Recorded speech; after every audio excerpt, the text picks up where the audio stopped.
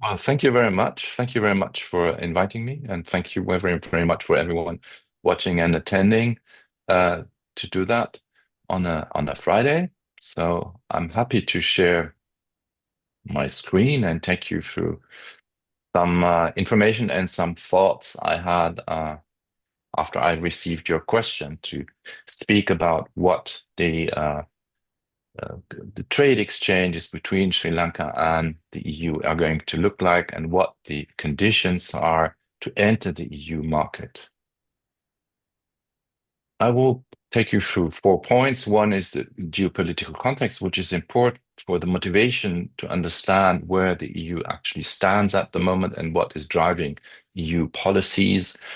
I will shortly have a look at the GSP Plus situation for Sri Lanka, introduce the key regulations that Semini was addressing, and also address what it would mean for Sri Lankan exporters to the EU. But let me start by introducing myself and my team.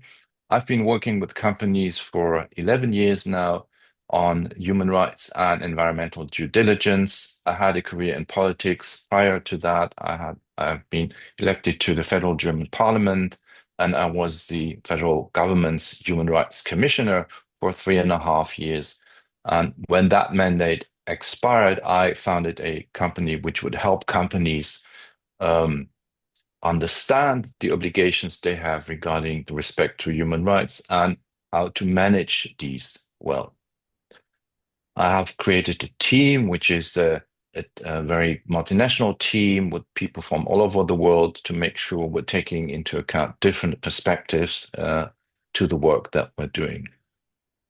And what we're doing is really, and that's why I'm also talking to you today, is that we have been helping companies set up human rights and environmental due diligence systems. This is an example you're seeing here, which is following basically the OECD guidelines, which is a transposition of the UN's guiding principles for business and human rights. All of these legislations worldwide basically follow this model, which says that you need to have a strategy, you need to implement, you need to monitor, and I'll speak about all of that in more detail. I think what's important, that is what I'm hearing from clients, that is what I'm seeing in markets, is that to understand that these topics are market topics. They're not just legislative topics, although I will be talking about the laws today, but they, in the meantime, are strongly driven by markets. They are driven by reputational issues. They are driven by risk issues. They are driven by financial institutions. So it is way beyond a legal debate that we're having here. And also from a managing perspective, from a company perspective, it's important to take that into account. So it's about business and resilient business for the future. Let me start by giving you some ideas or something, just briefly touching on what the European view on the geopolitical situation is. I'm not talking about the US and the tariff debates we have with the US. I'm more talking about the situation with China and the shifts we've seen in EU policies towards China. And that has two levels. It has the political level and it also has the business level. On the political level, the EU is trying to take a stance saying we need to de-risk because we are highly dependent on China delivering goods into the EU. So there is a general policy there saying China is an important trading partner. We want to keep up trade with them, but we also see that there are a lot of political tensions, and also we've seen in the course, for example, of the COVID crisis, that there are dependencies that Europeans say are not good for our own standing, and that bring us in a vulnerable situation.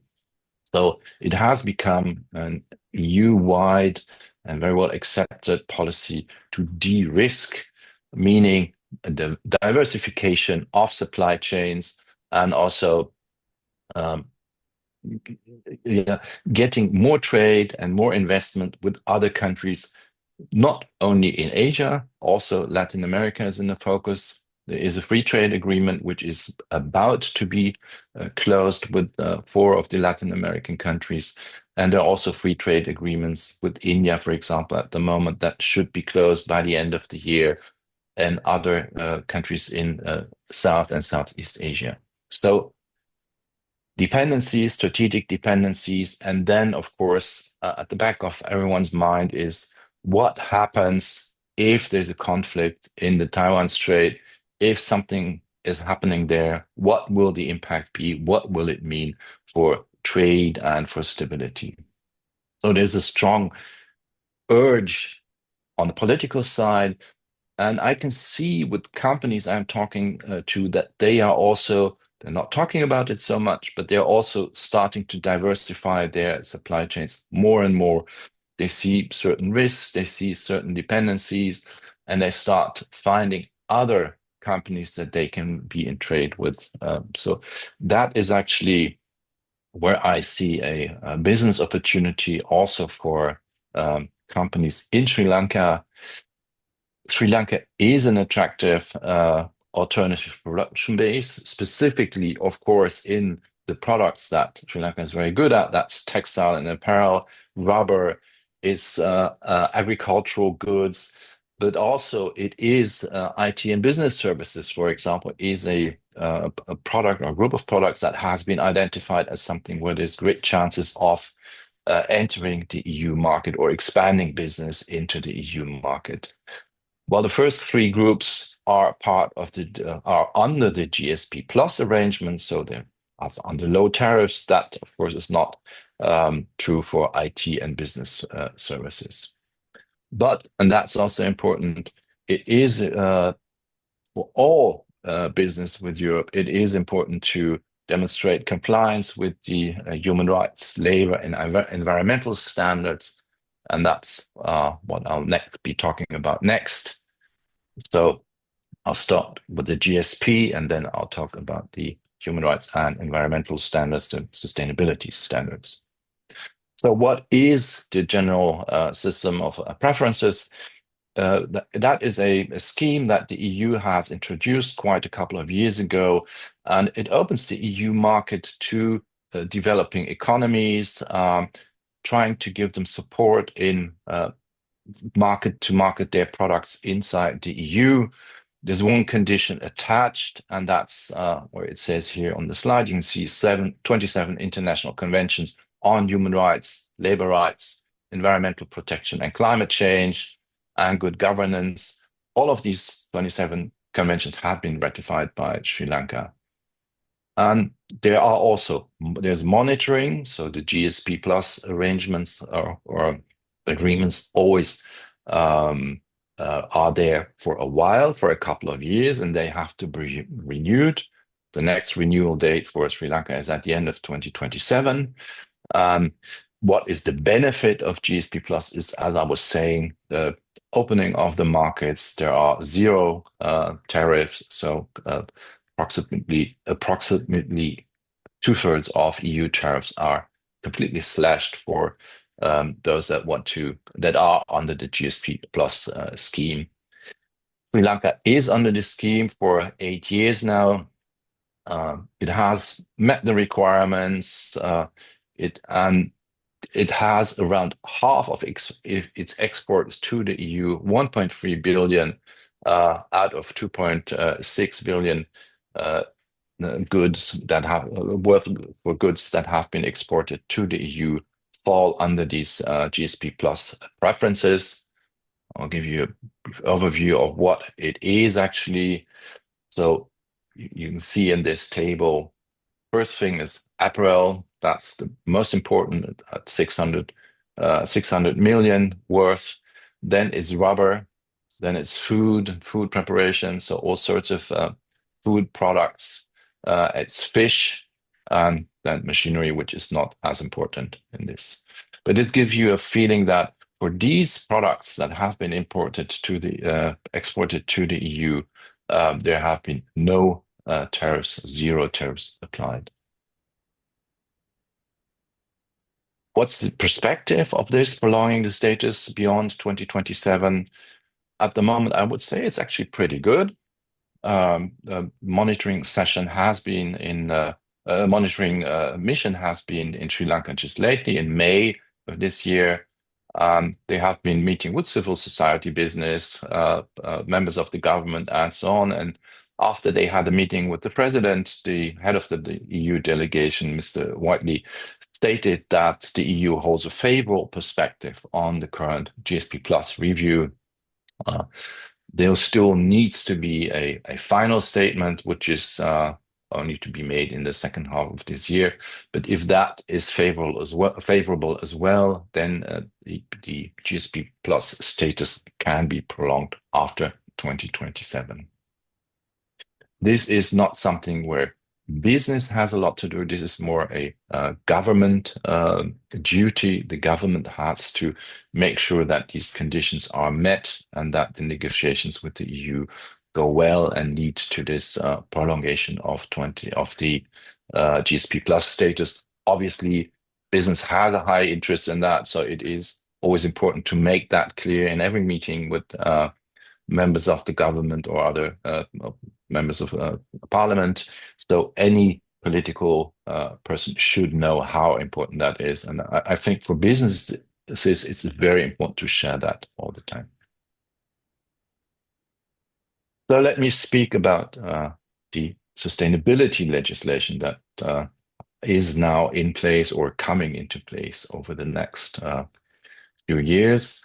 That is an important condition to be met by importers to the EU.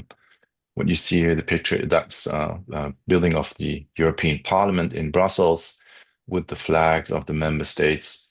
That is where these things are decided. This is not a national legislation. All trade legislation is done by the European Commission at the European Union level. So that is where the EU comes in, and the EU is the one that plays the music. I will address 4 different pieces of legislation. It starts with the German Supply Chain Due Diligence Act, which will be replaced by July 2027 by an EU-wide Supply Chain Due Diligence Directive. Another piece of legislation that is relevant for exporters or importers to the EU is the EU Deforestation Regulation, and also the EU Forced Labor Regulation is quite high on the agenda. I'll go through all of them, explain what they are, and also how companies can adapt. Just, of course, be pretty brief in here, but still, I will. There's room for questions and answers later, so you can ask more detailed questions. So this German law is relevant for those of you that are important to the German market only. It is legally, it only applies to large German companies, but obviously, as is the case with risk management of supply chain, these obligations are cascaded down into the supply chains. So if the legal obligation is with the German importer to make sure human rights are respected, obviously it will hand that obligation down to its first tier suppliers. What are the core obligations for the German company? It's establishing a risk management system, which means having a regular risk analysis in place, analyzing own operations, which are also in scope of this law, but also direct suppliers and indirect suppliers if there is a high risk supply chain and the buyer has knowledge of that. Preventive and remedial measures should be put in place by the German customer, and there must be a complaints mechanism. This is just a very short version of the obligations of this company, but this is the let's say are the key obligations that fall under there. At the moment, there is still an annual reporting on due diligence activities mandatory. but the government is just on the way to scrapping these. They will be deleted, so there will be no reporting duties under the German Supply Chain Act anymore as of the end of this year, most probably. What is it that Sri Lankan importers should be thinking of, or how can they meet these requirements? Basically, it's having their own, I would say, simplified version of a human rights due diligence system, which means you will be asked by your German customer to sign a code of conduct, for example, and there will be other contract clauses regarding risk management. There will be requirements regarding the introduction of preventive measures, for example, for health and safety, to make sure that health and safety of workers is protected. There should be a grievance mechanism in place. There will be some requirements on reporting, but also, so, for example, customers will regularly ask for auditors to be able to audit factory sites. So there will be questions about data, about what is going on in the factory, how are people protected, is the Sri Lankan labor law actually implemented correctly, and these are the kind of questions you should expect, or you're probably already getting from German customers.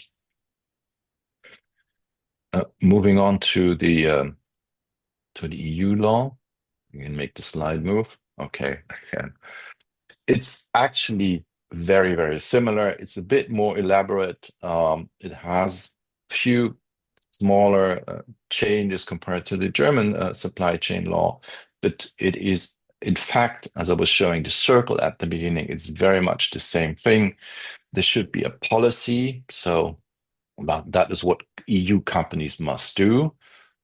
It's not just EU companies, it's everyone that has, I believe, more than 450 million turnover in the EU market. So it is large importers as well. The requirements are setting up a policy which gives a direction for human rights and protection of the environment, have an annual at least check on risks, risk monitoring that needs to take place, risk analysis that needs to take place across own operations again, and also over suppliers. Then, of course, if you find a risk, you find something, you need to take action, either to prevent the risk from materializing or to fix the problem that has occurred. You need to obviously cascade down to your suppliers. If you want to find risk and mitigate risk, you need to work with your suppliers through contracts, through audits, but also through other forms of engagement. As laws are, they are sometimes very formal, but obviously the real and the most important thing is to be in touch with each other, have an ongoing exchange on these topics where necessary. EU companies must also provide a complaints channel, and they must report. That obligation to report stays. It's going to be simplified a bit, but it's going to stay. And also, additionally to all of these social obligations, they must have a climate plan in place. So again, what does it mean for Sri Lankan exporters? It means you should be ready to sign the supplier code of conduct. That's oh, I lost my presentation, sorry. You must be ready to sign a supplier code of conduct. You should provide data regarding your supply chain. This is especially relevant if you are working in a high risk or what's considered high risk industry, where there will be questions about subcontractors, there will be questions about your suppliers, there will be questions around raw materials if they are deemed high risk supply chains. You should show proof of fair labor practices. This is something which is already done nowadays with very often with certificates, with audits and so on. So it is actually Similar to that, it is expanding a bit. You should cooperate with audits and inspections. That is something that is not definitely not new. Um, you should have an internal grievance channel, or let's say the people that work for you should have access to a grievance channel.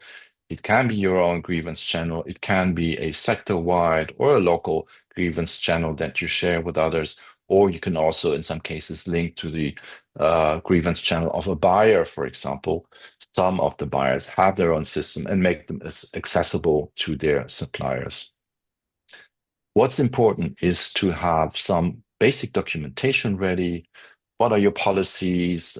What are your risk assessments of your suppliers? What kind of certificates do you have you acquired over the last months or years? So basically, uh, make sure that what you have done and what you have achieved is ready there to be documented or is documented and ready to be shared with the buyer. And then last point here is also the efforts to cut emissions, so energy efficiency, green practices. I've seen a lot of solar panels on factories, for example, in Sri Lanka. So that's something you also need to document and prove.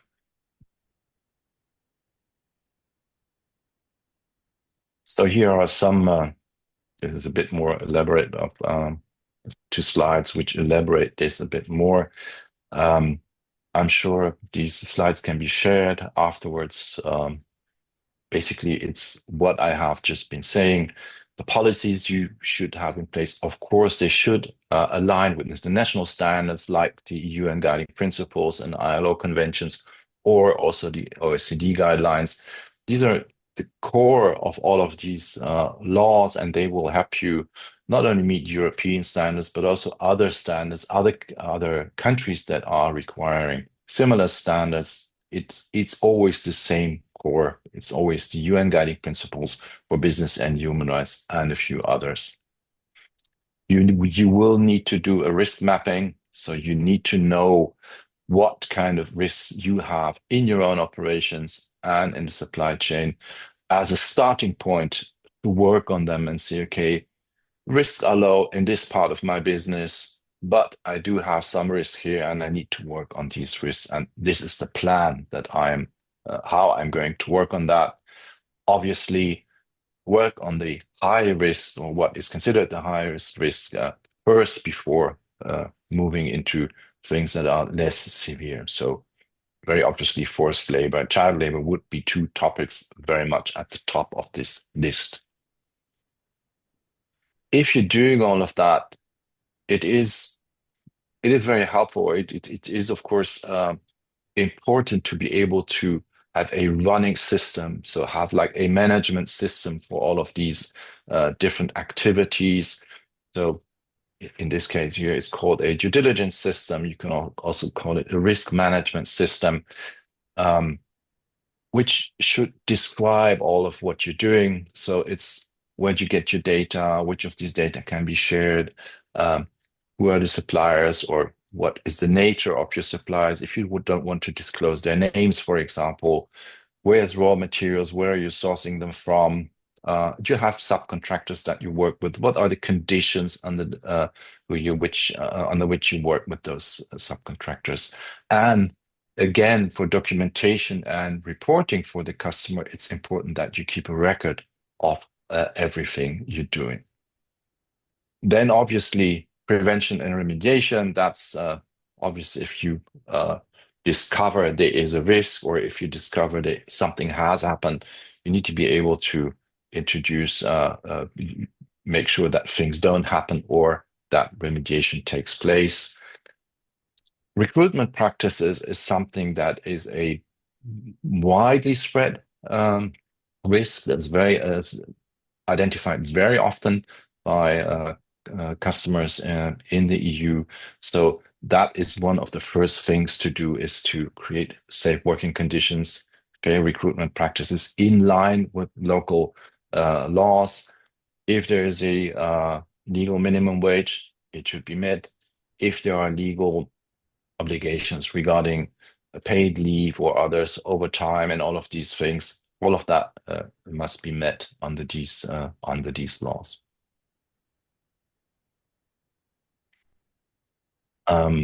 Again, what is it you can do to prepare for this, or what is it that will be expected from you?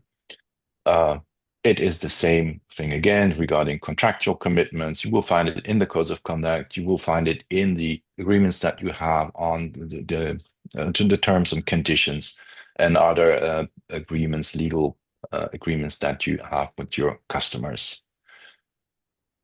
One thing I would like to underline is the transparency and trust aspect. That is not a legal obligation, obviously, but that is something I'm hearing a lot if I'm talking to companies in European companies, that is that they are thinking, they see that they are putting a load and a lot of things and a heavy load of requirements on their suppliers. So they are also thinking of how can we actually uh, deal with this, because we want to be in business with our suppliers. We want to continue business, but at the same time, there's a legal obligation to put a lot of requirements on that.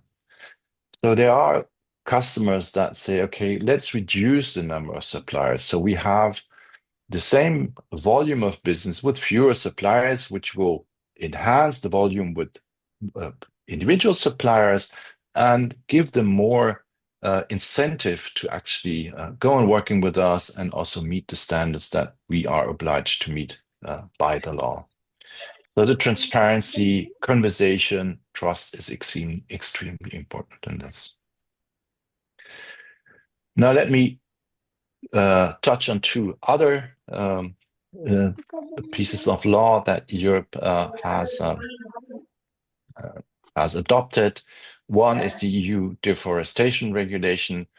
That is something which is limited to certain commodities. It is limited to these commodities: wood, cocoa, coffee, palm oil, cattle, soy, and rubber. Many of these don't apply for Sri Lanka and are not so important, but at least two of them do. So it is important to take this into account. It's still a while. It's not so long until this comes into force. What the EU deforestation regulation actually demands is that companies can only place goods on the EU market if they have not been the cause of deforestation. The political thought behind that is that customers say, or the European Union says, we do not want to incentivize further deforestation in any way. So we want to refrain from buying products that are that have been grown on plots of land that have been where trees have been cut recently. So what they are saying, they are taking a baseline which is a couple of years back, and then they are looking at what is the plot of land where this material comes from, and that is why you will need to collect geolocation data and documents. They will ask whether this plot of land has been deforested recently. So the proof of burden is on the supplier, that you need to prove where the goods have been grown, so agricultural goods, obviously, whether they have been the reason of deforestation or not.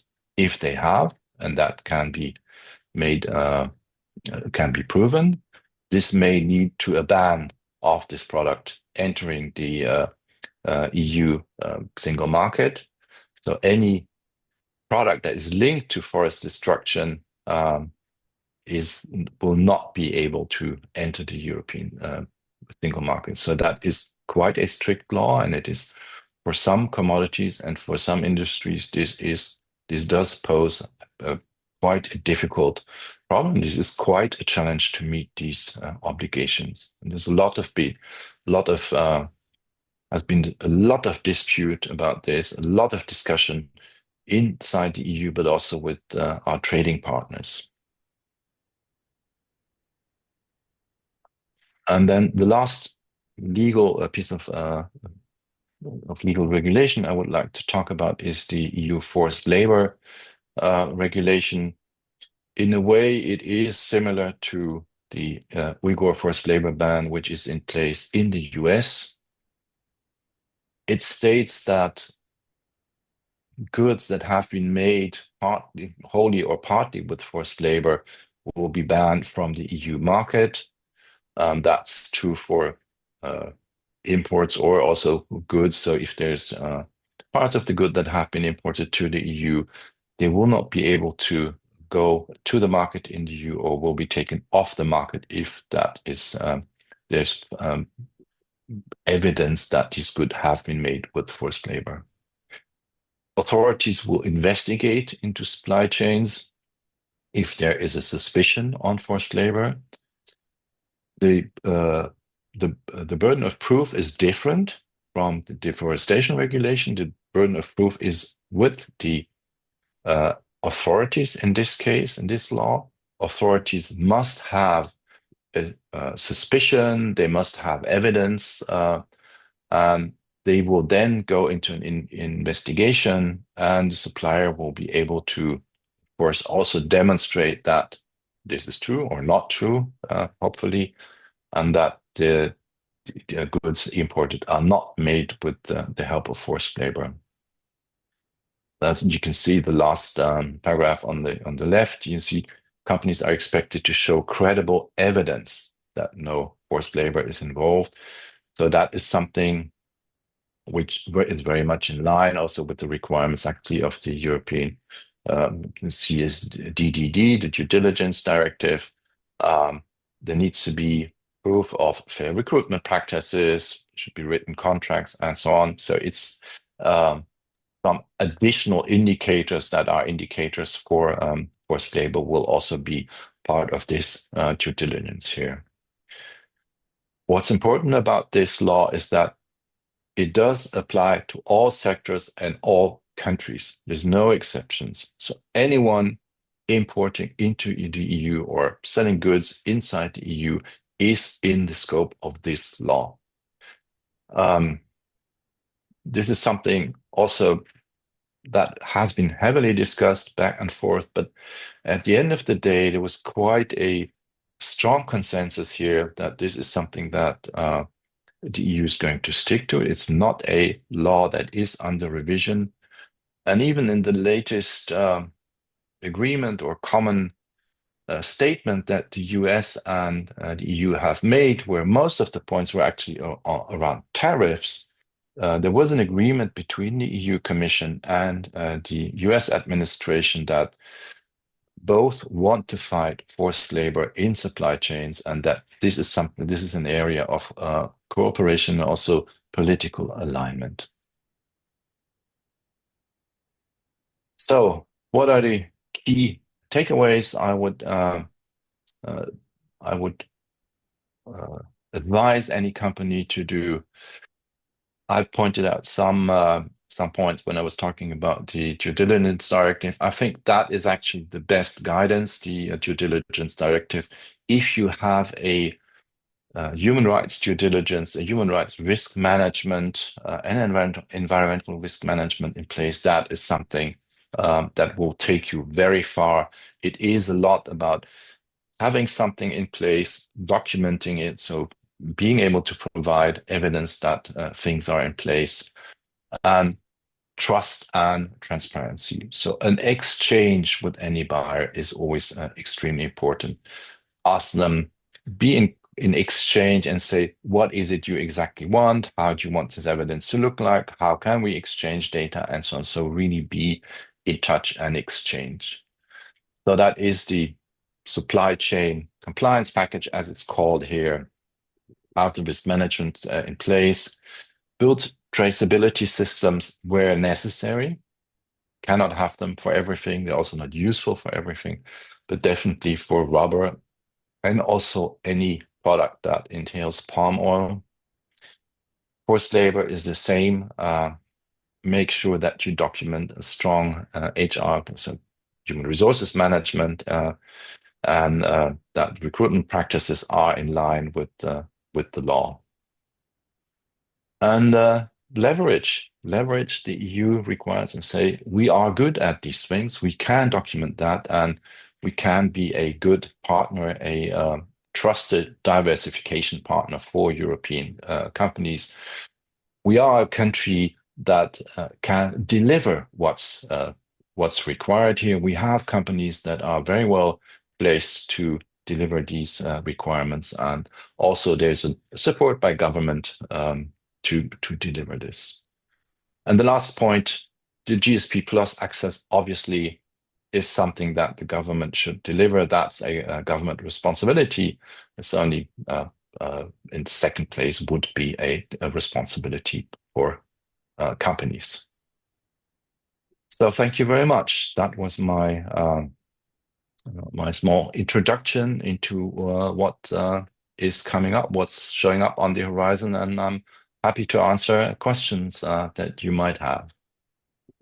Thank you, Mr. Markus, for that very insightful and informative presentation. Before we start getting some questions from the audience, I also have about 2 questions to ask from you, just so that you could summarize what you mentioned so far. So Sri Lanka does have relatively strong labor laws in place and high ethical manufacturing standards as of now. Yes. Especially SMEs are investing in internationally recognized certifications such as the SA 8000, ISO 14001, or the Fair Trade certification. In this context, is it sufficient? Is this certification sufficient to demonstrate the company's adherence to human rights and environmental due diligence standards? Or is there something beyond just certifications that Sri Lankan companies need to adhere to in order to comply with the EU and German laws in this context? Thank you. That's a very good question. So I would say 2 things.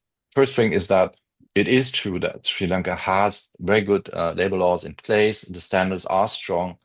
And a lot of the questions will be about supply chains that are considered high-risk supply chains. So probably also suppliers of Sri Lankan factories. So it will be necessary to set up a due diligence system which looks at the supplier mirroring the requirements of all of these different laws, so that you can document, you can say, my own operation, my factory is actually in line with the law. We have good practice here, health and safety, working hours, payment condition, all of that is in line with the law, and we can document that. And we are also looking at those suppliers that we consider risk suppliers. So that is one thing, building this human rights due diligence system. And the certificates you were asking about are actually also coming into that. They are paying into that system. They are like a good big step to already document what has been reached. So if you have these certificates, you can already say, we have an SA 8000 audit, or we have a fair trade certificate. It will be a good step, but it must be part of the management system, of a due diligence system. So it's not good enough to say, okay, we have the certification. In the long run, it will be important to integrate that into a system that is an ongoing system, which says, okay, we're covering all the topics that need to be covered. Part of it is covered by SA 8000. Other things are covered, for example, by fair trade or by GOTS or so. So that you make sure that the topics you need to cover are covered, and you have a holistic view on your own risks and the risks of the people you're buying from. Thank you, Mr. Markus. Again, the second question following up on the answer that you provided is, We do have export-oriented sectors such as apparel, tea, rubber, and other manufacturing sectors. In your view, I mean, I know that Learning and you have both worked on developing roadmaps and sustainability-related risk assessments for Sri Lankan companies. In your view, have you noticed any particular gaps or vulnerable industries in Sri Lanka that would be considered to be high-risk industries when it comes to exporting to the EU bloc or Germany?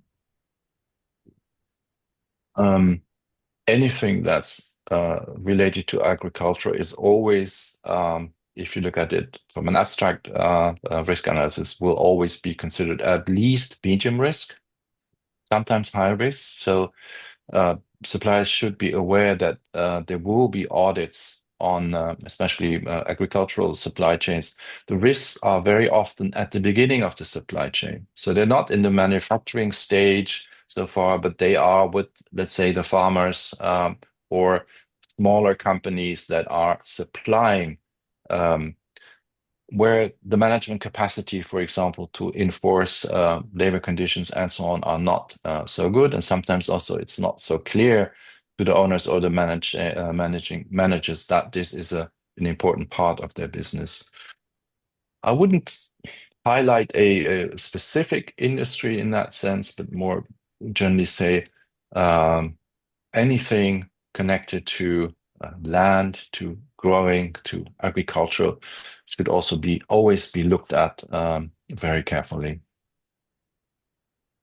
All right, great. So in the interest of time, we are ready to take in some questions from the audience. If there are any, please raise your hand if you want the microphone to be passed on to you, and feel free to raise your virtual hand if you've joined online.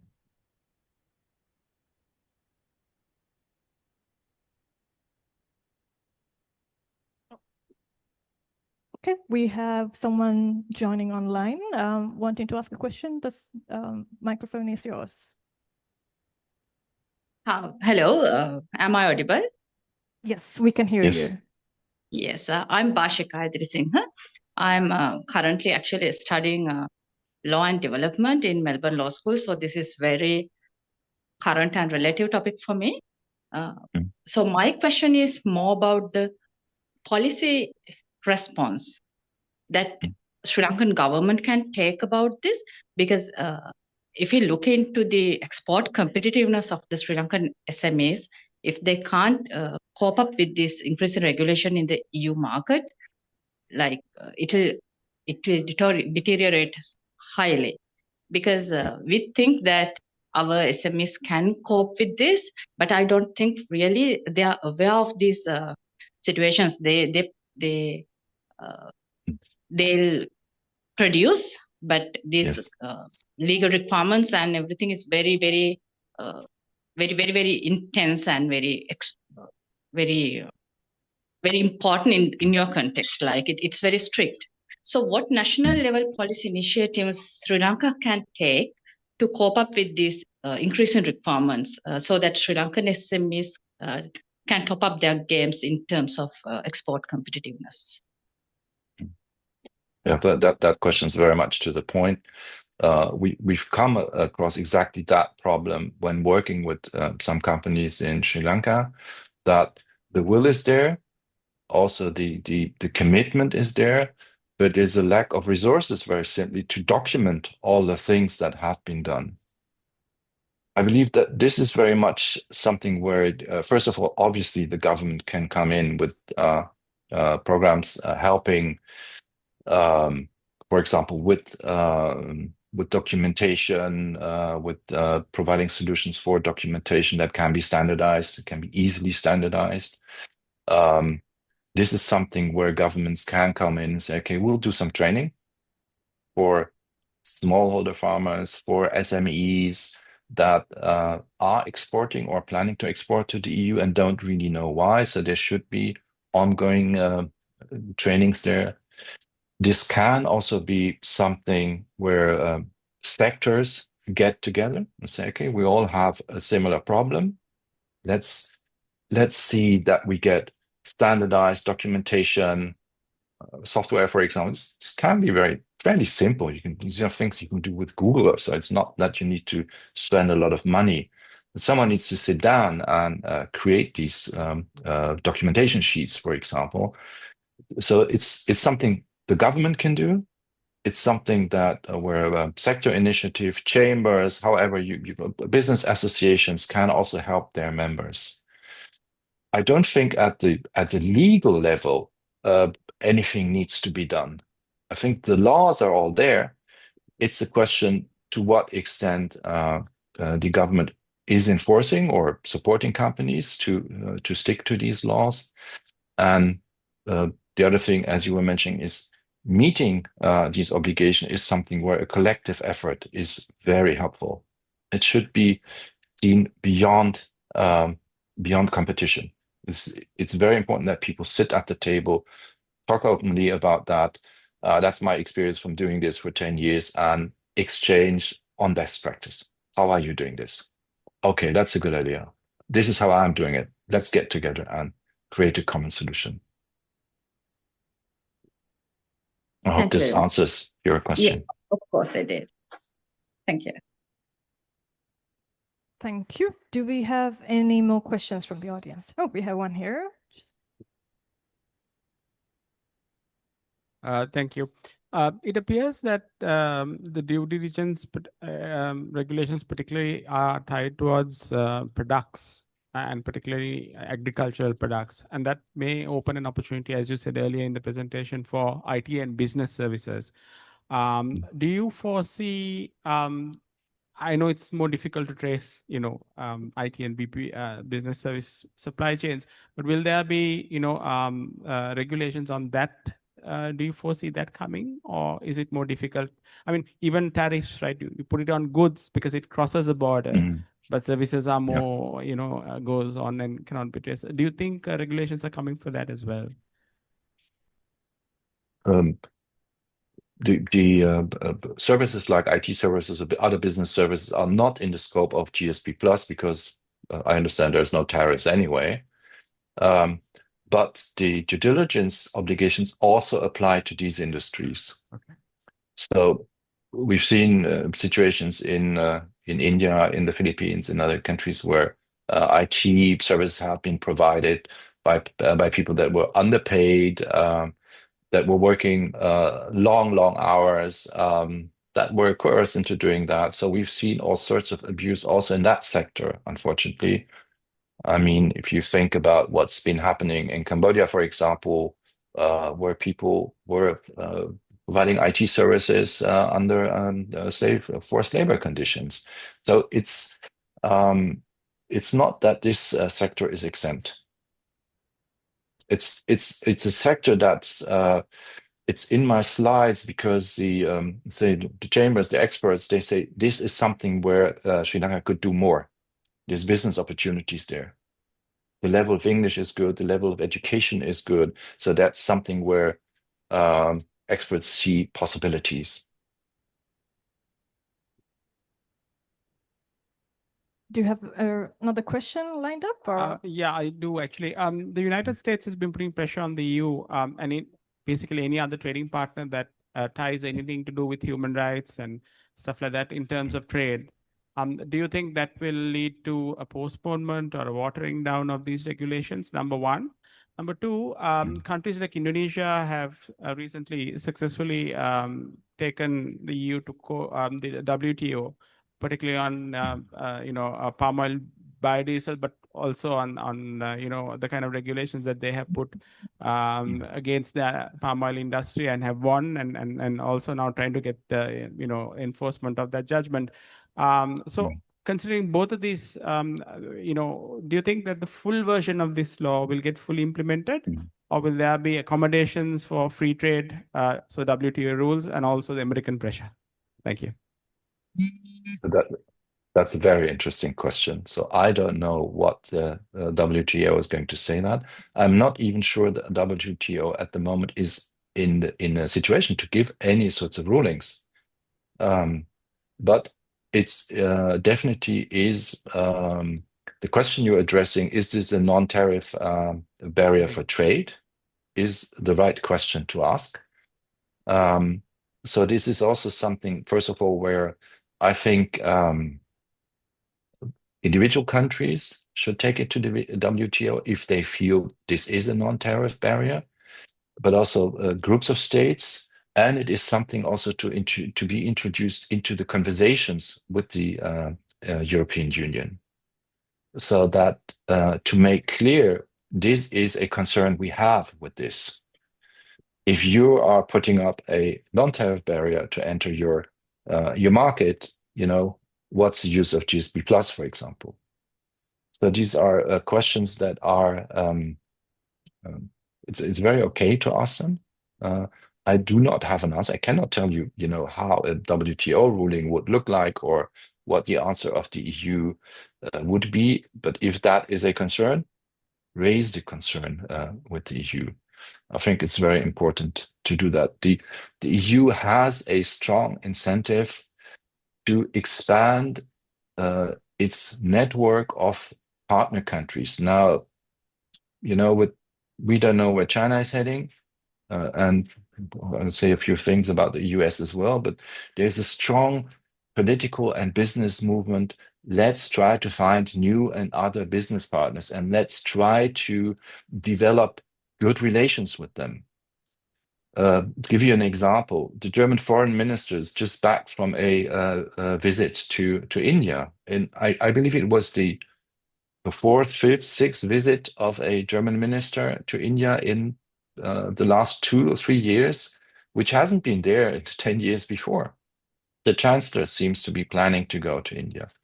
Same goes for Indonesia, for other countries in the region. So there's a lot of traveling activity at the moment of European officials, German officials to the region to improve relations, because the will is there. We need to find new friends and establish something new with them.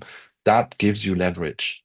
That gives you leverage to also pose demands there. On the US, what President Trump has been saying lately is that he was complaining that the European Commission was enforcing a European law, which looks at Google, Apple, and the other large monopolists in the IT world, and saying you need to respect European privacy laws if you want to do business in the EU. And they have been imposing a fine on Google, I believe. And that's where he got upset about. And I must say, sorry if he gets upset, but that's European law. And I think Europeans should insist that laws that protect the privacy of their citizens, protect the data of their citizens, are enforced. Those people that do business in the EU feel not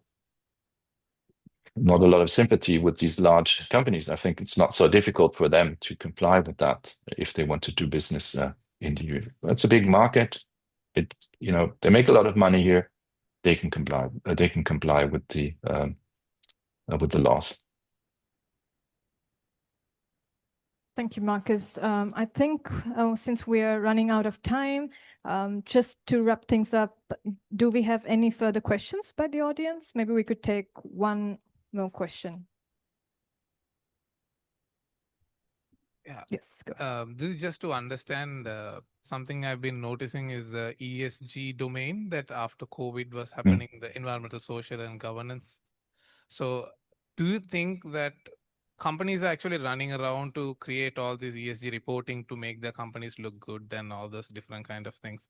Do you think if they work on this, the due diligence act, and if they start working on that, do you think that will be an incentive for them to actually work on this and actually gain some real benefits out of this, rather than just pulling it out of just reporting for the sake of it? I think as a business leader, you need to always face reality. And if there's a legal reality, you need to say, okay, I need to comply with this. If I'm barred from entering this market because I cannot provide evidence for for me complying with this. I think a good business leader will look at the business opportunity that's in that. You can say, okay, it's a lot of work, resources will go in there, it's, it's a drag and all of that. And, go down that road and say, I don't like that.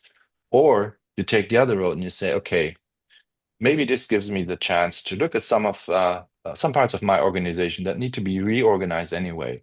Maybe this is a way of, giving me a good start into a new market. Maybe this is a good way of establishing better business relations with some of my important customers. It does give you, as a supplier, also a certain leverage. Not in all situations, but in some situations, it will give you leverage to also make demands towards the customer and saying, okay, but if you want me to document all of that, what's my incentive? Can you give me a different kind of contract? Can you give me, I don't know, an annual contract instead of a project-by-project contract? Can we talk about payment conditions?